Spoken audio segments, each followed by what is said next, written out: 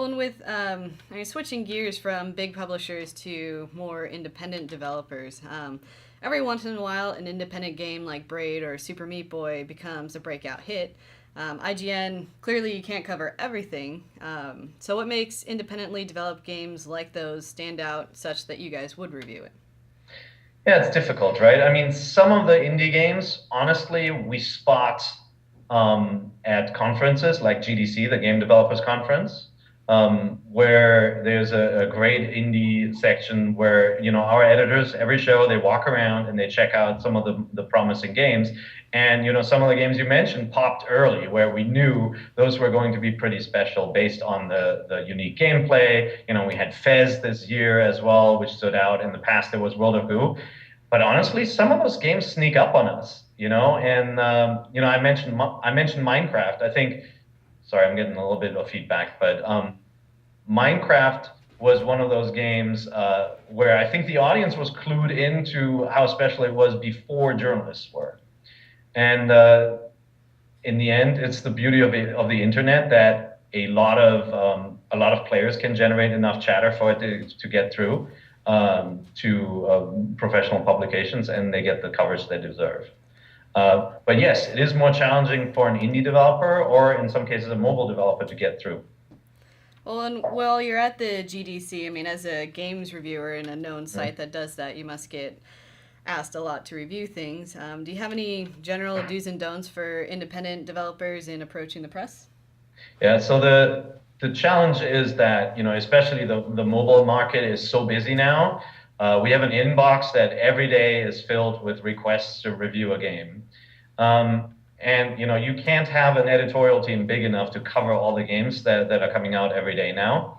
And so in your outreach, make sure that it's special, right? The general press release doesn't really work in any medium. Journalists want to know what's special about news or about a title, a product, what have you. And so try to get their attention by getting right to the meat of the game. Like this game is going to be special because of a unique gameplay mechanic, or here are the visuals. Don't write long press releases. Let the journalists explore the game, on their own afterwards, but get them what's special. The second is use the use the power of self-publishing content. IGN last year we opened up our site to allow external writers. We have blogs, but we also created wikis. And one of the greatest ways for an indie developer or mobile developer to get their games noticed on IGN is to go in, create a wiki for their game.